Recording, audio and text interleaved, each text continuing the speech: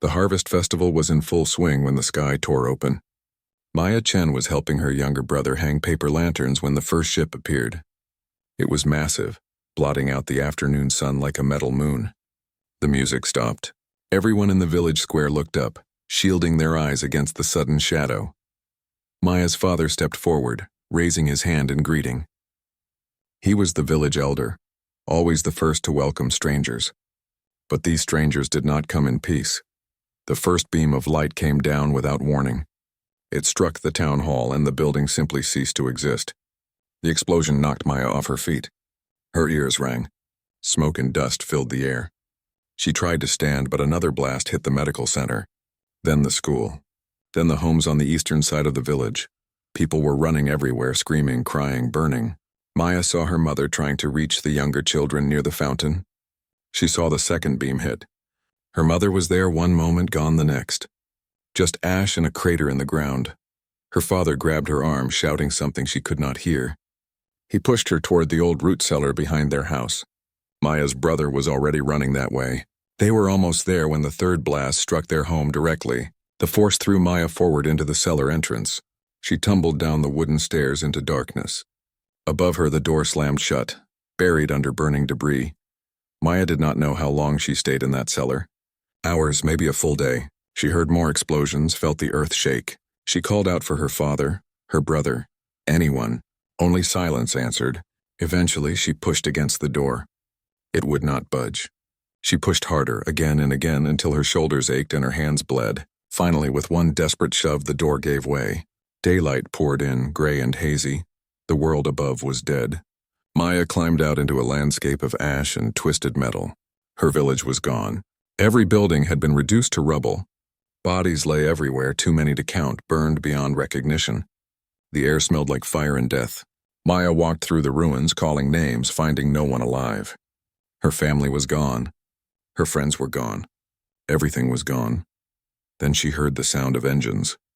New ships were landing, smaller than the destroyer that had bombed them. These were troop carriers. Ramps lowered and soldiers marched out. They were tall, maybe 7 feet, with gray-scaled skin and 4 arms. Their eyes were black and cold.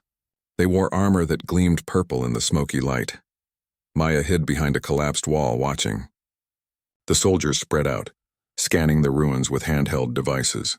They were talking in a language she did not understand, but their tone was casual, almost bored. One of them kicked a body aside. Another laughed. She tried to stay hidden, tried to slip away toward the forest line, but her foot caught on a piece of debris. The clatter was small, but in the silence of the dead village it echoed. 3 soldiers turned toward her position. Maya ran. She did not get far. Something hit her from behind and her whole body went stiff.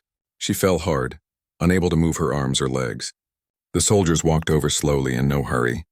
One of them reached down and grabbed her by the collar, lifting her like she weighed nothing. They carried her to their ship. Inside, it was all cold metal and harsh lights. They threw her into a cell with a dozen other survivors from nearby farms. Everyone was injured, burned, or in shock. An old woman was crying softly in the corner. A young man cradled a broken arm. No one spoke much. What was there to say? Hours passed. Then the cell door opened. 2 soldiers entered, followed by a taller one with more elaborate armor and red markings on his chest plate. He looked at the humans the way someone might examine insects in a jar. His mouth moved and a small device on his collar translated his words into broken English. "You are specimens now. Your world is being evaluated. This settlement was test of your defensive capabilities." He made a sound that might have been laughter. "You had none. Pathetic." One of the younger men in the cell stood up, shaking with rage. "Why, we did nothing to you. We have no weapons, no army. Why attack us?" The alien commander tilted his head. "Why does it matter? Your species is weak. You build soft homes. You grow food in dirt. You cry when you bleed." He turned to his soldiers. "Broadcast this to the fleet. Let them see what happens to primitives who occupy valuable worlds." A soldier stepped forward with a camera device, recording the crying woman, the injured man, the terrified faces. Maya felt rage building in her chest, hot and sharp. She wanted to scream, to attack, to make them pay. But she was one small human against armed soldiers. She could do nothing but stare at the commander with hatred in her eyes. The alien noticed her gaze. He walked closer, leaning down until his face was inches from hers. This one has fire still. Good, I am Commander Zekthor. You will live, human. You will watch what we do to your kind. You will see your weakness. Maya did not look away. She spoke quietly, clearly. You will regret this. Zekthor laughed again, louder this time. Empty threats from empty people. Your species bleeds so easily, dies so quickly. What could you possibly do to us? Maya did not answer. She simply remembered his face, his name, his laugh. She remembered everything. The detention facility was a converted cargo hold, packed with nearly 200 humans from 3 different colonies. Maya learned that her village was not the first target. The Vraxians had hit mining outposts, farming settlements, and research stations across 4 systems. They were testing humanity's defenses, probing for weakness. So far they had found plenty. Maya sat with a group of survivors near the far wall. There was an older man named Chen who had been a teacher, a woman named Sarah who had lost her husband and daughter, a teenage boy named David who barely spoke at all. They shared what little information they had gathered from guards and overheard conversations.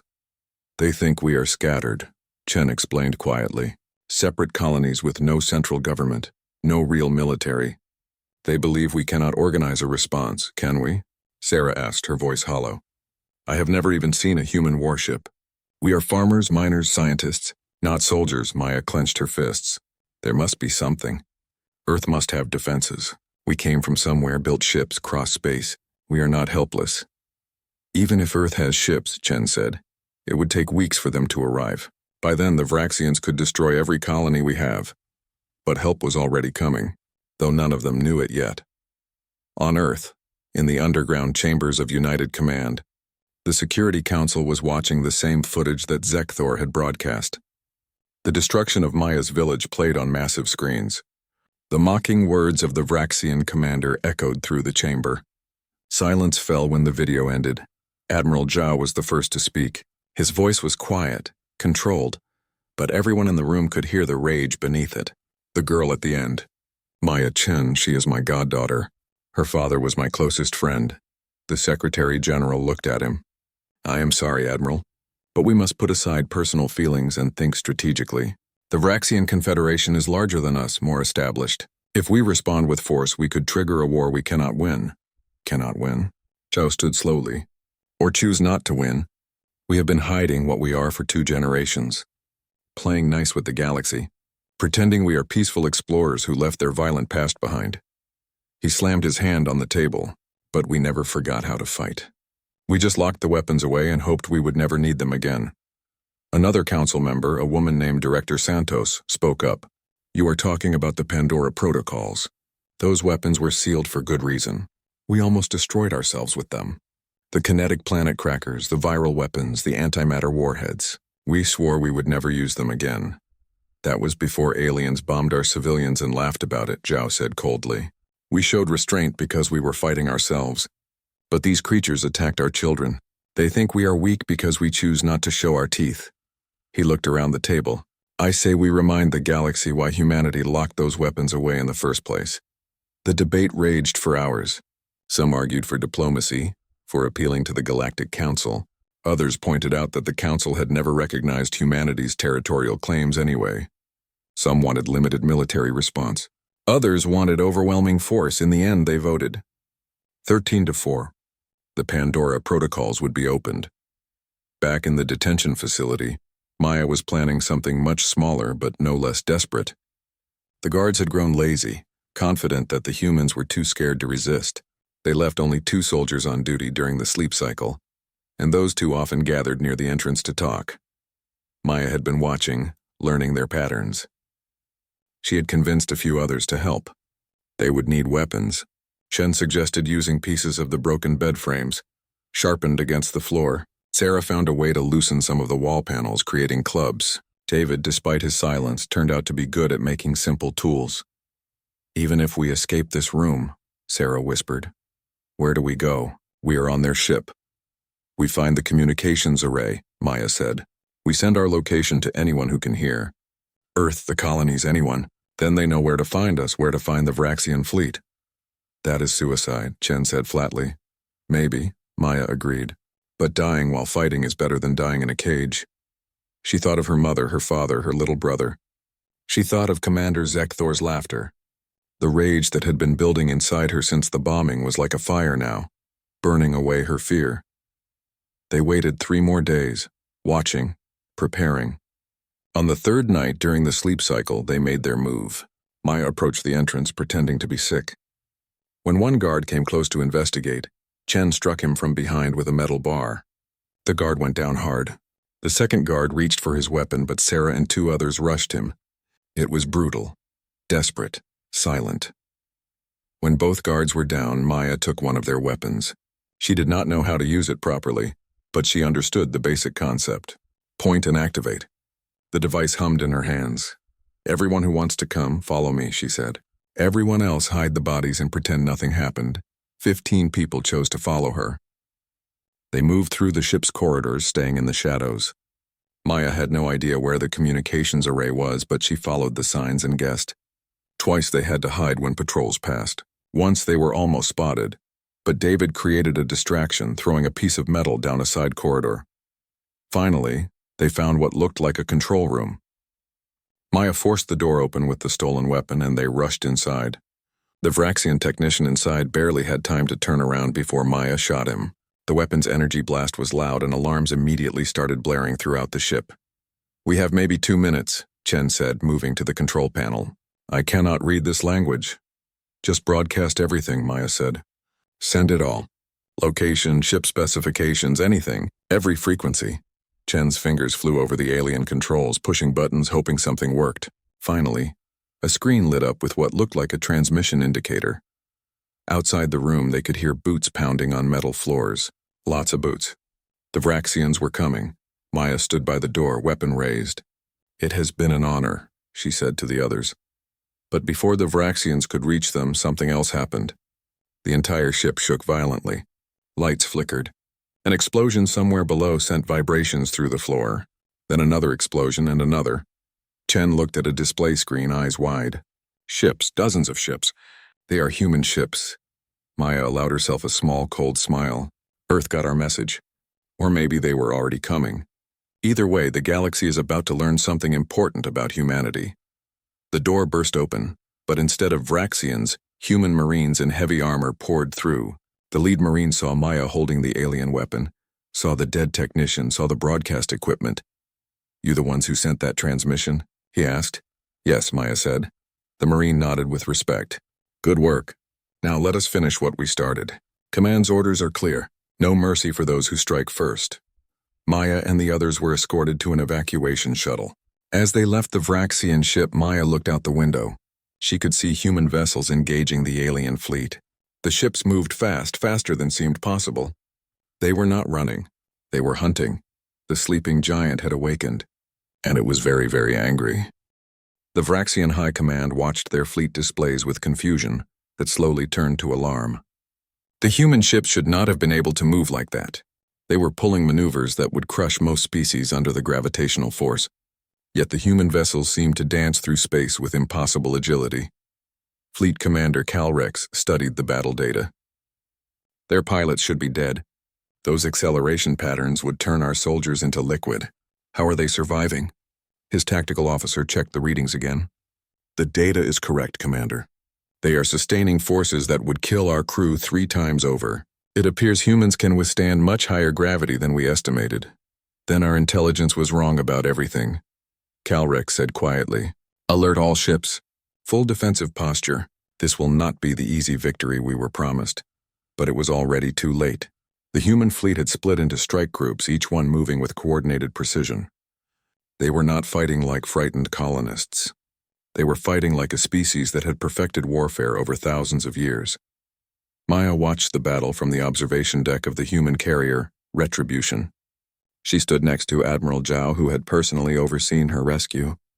The man looked older than his pictures, grief and rage aging him years in mere weeks, but his eyes were clear and focused. "Your father would be proud of you," Zhao said quietly. "That transmission you sent gave us the fleet coordinates we needed. We were able to jump right into their formation." "What happens now?" Maya asked. "Now we show them what humanity has been holding back." He gestured to the main display. "We spent 300 years fighting each other. World wars, nuclear exchanges, biological weapons. We almost destroyed ourselves a dozen times. When we finally united and reached the stars, we made a choice. We would be better. We would leave the worst weapons behind, locked away, never to be used again. His expression hardened. The Vraxians made us break that promise. On the tactical display, Maya saw human ships launching weapons she had never heard of before. Kinetic missiles that accelerated to a fraction of light speed, nanoswarm clusters that ate through hull metal like acid, viral torpedoes designed to target specific DNA structures. The Vraxian ships were breaking apart, their shields failing, their crews dying. Is this not overkill? Maya asked. They are being destroyed. Yes, Zhao said simply. That is the point. We are not here to win a battle. We are here to make sure every species in the galaxy understands that attacking humanity is suicide. We are making an example. Maya felt conflicted. Part of her wanted to cheer, to watch every Vraxian ship burn. But another part of her, the part that remembered her mother's kindness and her father's gentle wisdom, wondered if this was who they really were. Monsters creating more monsters, a communications officer approached. Admiral, we are receiving a surrender request from the Vraxian flagship. Denied, Zhao said without hesitation. Continue the assault. Sir, with respect, they are offering to withdraw from all human territories and pay reparations. I said denied. Zhao's voice was ice.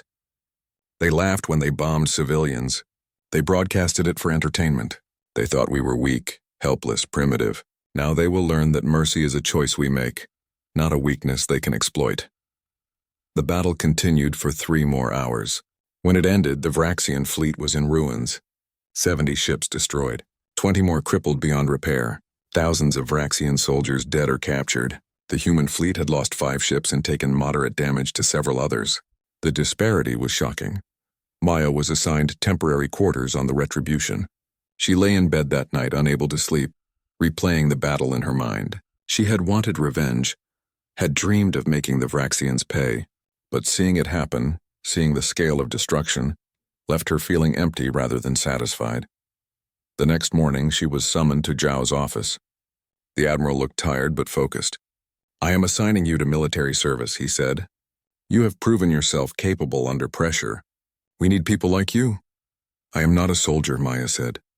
None of us were once, Zhao replied. But war does not care about our past lives. The Vraxians attacked multiple colonies.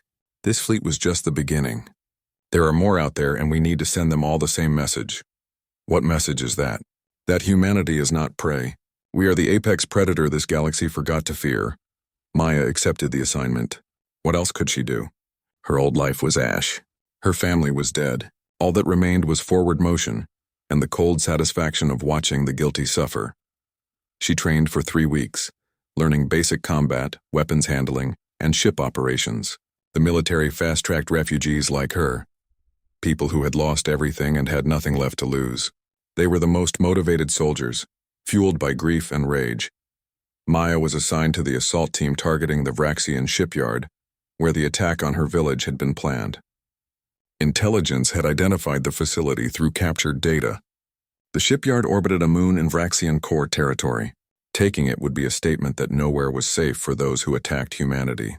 The assault fleet jumped into the system without warning. Vraxian defense platforms opened fire immediately, but human ships had adapted. They used electronic warfare to blind sensors, deployed decoy drones to draw fire, and closed distance with frightening speed. The Vraxian defenders were overwhelmed in minutes. Maya was in the second wave of boarding craft. The small ship shook as it breached the shipyard's hull and locked on. The ramp dropped and Marines poured out into the station corridors. Maya followed, rifle raised, heart pounding. The fighting was close, brutal, personal. Vraxian soldiers tried to mount a defense, but they were not prepared for human tactics. The Marines moved in tight groups, covering each other, advancing with relentless efficiency. They used grenades, breaching charges, and automatic weapons. Every corner was cleared, every room secured. Maya fired her weapon for the first time in anger. A Vraxian soldier appeared at the end of a corridor, raising his rifle. She pulled the trigger first. The recoil surprised her, but her aim was true. The soldier went down. She felt no satisfaction, no horror, just a cold, mechanical sense of completion. They fought their way to the command center. The door was heavily reinforced, but the Marines placed charges and blew it open. Inside, Maya saw a familiar figure. Commander Zekthor stood near a control console, his armor damaged, one arm hanging useless at his side. He looked at Maya, recognition dawning in his black eyes. "You, the girl from the settlement." "Yes," Maya said, raising her rifle. "I told you that you would regret it." Zekthor made a sound that might have been a laugh. "So you brought friends. How brave. But this changes nothing. More of my people will come. More of yours will die. This is war now." "No," Maya said. "This is extermination. You wanted to see what humans were capable of. Congratulations, you woke something that should have stayed asleep." She could have killed him then. Her finger was on the trigger. But she remembered her father's words about justice, about being better than those who hurt you. She lowered the rifle slightly. "You are going to stand trial," she said. "You are going to face the people you hurt. That is how humans do justice," Zekthor spat. "Your mercy is weakness." "No," Admiral Zhao's voice came through her helmet radio. He was watching from the command ship. "Our mercy is a gift, one you do not deserve but will receive anyway. Because that is the difference between us and you. We can be monsters when we need to be, but we choose not to stay that way." Maya bound Zekthor's hands and led him to the evacuation craft. Behind her, the shipyard was being systematically destroyed. Every ship under construction, every weapon system, every piece of infrastructure. Humanity was making its point clear. The galaxy was learning a new lesson. Humans were not weak. They were terrifying. And the worst part was that this was them being restrained. The war lasted 6 months. By the end of it, the Vraxian Confederation was broken. Not defeated in a traditional sense, but systematically dismantled. Every military installation was destroyed. Every warship was either captured or reduced to scrap. The Vraxian government collapsed as internal factions blamed each other for the catastrophe that had befallen them. Maya had been part of it all. She fought in 12 major engagements, boarded 7 enemy stations, and earned 3 commendations for valor. The young woman who had hidden in a root cellar was gone, replaced by something harder and colder. She barely recognized herself in the mirror anymore. The Retribution fleet, as it had come to be known, was now in orbit over the Vraxian homeworld. Not to destroy it, Admiral Zhao had been clear about that, but to make absolutely certain the Vraxians understood their new position in the galaxy. They were no longer conquerors. They were barely even independent. Maya stood in the observation deck looking down at the green and blue planet below. Somewhere down there were billions of Vraxians who had nothing to do with the attack on her village. Children, farmers, artists, teachers, people just trying to live their lives. She wondered if any of them even knew what their military had done or if they cared. Having second thoughts, Admiral Zhao joined her at the window. The man looked even more tired now than he had at the start.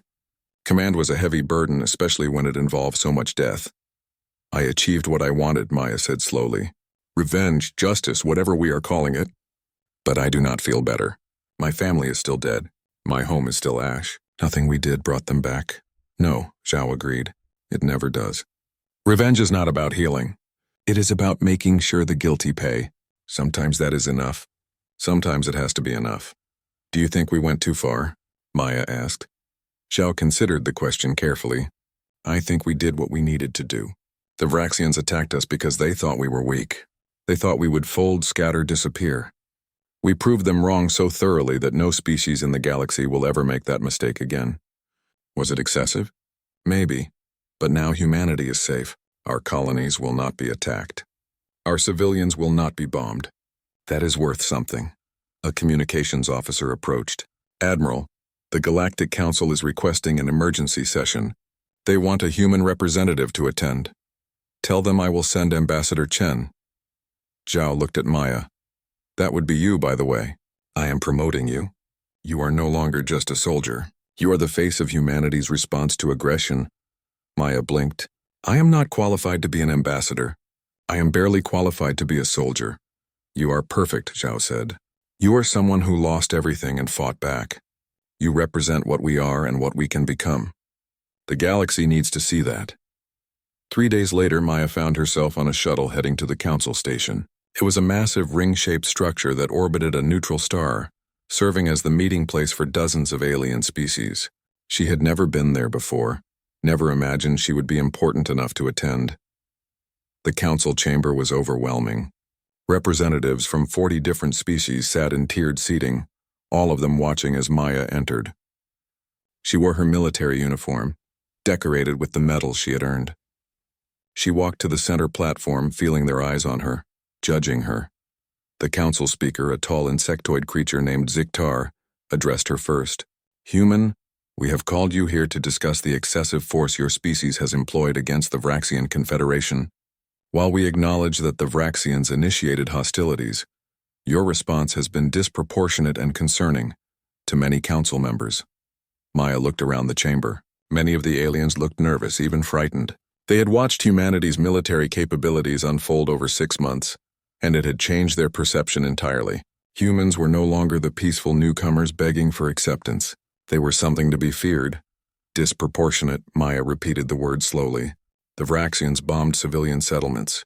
They killed children, farmers, scientists. They broadcasted it as entertainment.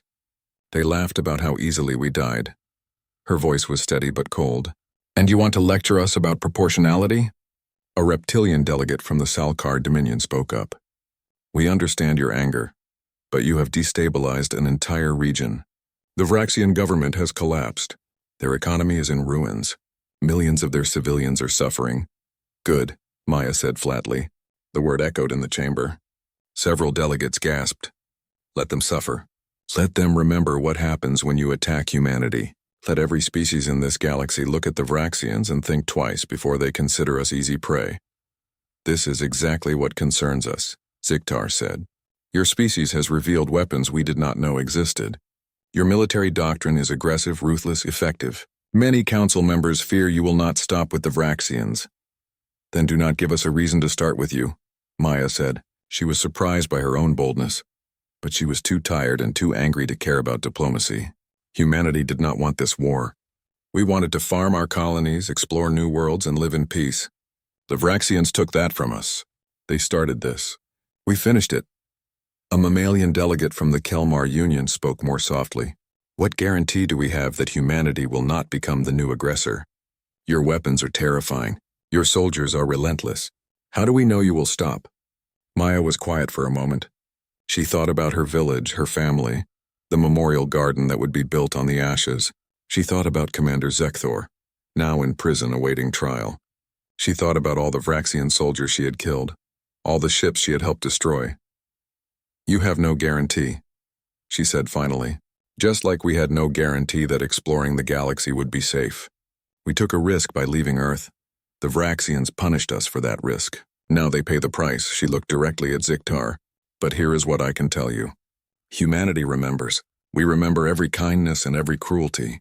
The Vraxians showed us cruelty, so we showed them the same.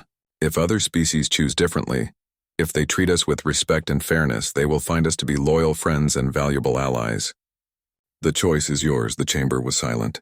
Finally, Ziktar spoke again. "The council will take your words under consideration. In the meantime, we are formally recognizing humanity's territorial claims and granting you full membership status. We believe it is better to have you inside the council than outside it." Maya understood what that meant. They were afraid. They were offering membership not out of respect but out of fear. It was not the welcome humanity had hoped for, but it was effective. "We accept," Maya said. The session ended and Maya returned to the shuttle. As they flew back to the Retribution, she looked out at the stars. Somewhere out there were her father's favorite constellations, the ones he used to point out during harvest season. He had loved the stars, had dreamed of humanity reaching them peacefully. "I am sorry, Dad," she whispered. This was not how it was supposed to be, but it was how it had to be. The galaxy had forced humanity to show its teeth. Now everyone knew what humans were capable of. The question was whether they could learn to put the weapons away again, or if this was who they would be from now on. Maya did not have the answer. She only knew that she was tired, so very tired, and that revenge had tasted like ash in her mouth. Victory was supposed to feel better than this. When the shuttle docked with the Retribution, Admiral Zhao was waiting. "How did it go?" "They offered us full council membership," Maya said. "Out of fear, not respect." "But it is a start," Zhao nodded. "Fear is honest. Respect can be earned later. For now, humanity is safe. That is what matters, is it?" Maya asked. "Are we really safe?" Or did we just paint a target on our backs by showing how dangerous we are? Time will tell, Zhao said. But at least now everyone knows that if they come for us, we will make them regret it. That is deterrence. That is survival. Maya supposed he was right. In a galaxy full of predators, sometimes you had to prove you were the biggest one, even if it meant becoming something you never wanted to be. 5 years had passed since the war ended. Maya Chen stood at the memorial garden where her village once existed. The ground had been cleaned, cleared, and replanted. Native flowers from Terra Nova grew in careful rows, each one representing a life lost in the bombing. In the center stood a simple stone monument with all their names carved into it. Maya knelt and placed fresh flowers at the base. She did this every year on the anniversary, though it never got easier. Her mother's name was near the top. Her father's was just below. Her little brother's was third from the bottom. So many names, so many lives cut short. I thought I might find you here, a voice said behind her. Maya turned to see Admiral Zhao approaching. He was older now, truly old, his hair completely white. He had retired from military service 2 years ago, but still visited sometimes. They would have been proud of you, Zhao said, standing beside her at the monument. Your father especially. He always knew you were strong. He wanted me to be kind, not strong, Maya said. I am not sure he would recognize what I became. You became a survivor, Zhao said gently. That is all anyone can ask. Maya had indeed survived, though sometimes she wondered at what cost.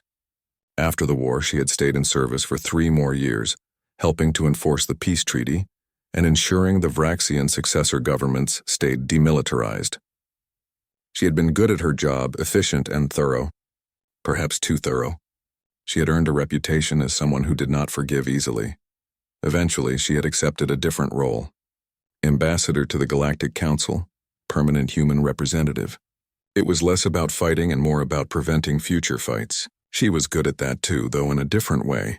Other species learned quickly that humanity would negotiate fairly, but would never back down from threats. I heard you are going to speak at the new academy, Zhao said. Training the next generation of officers.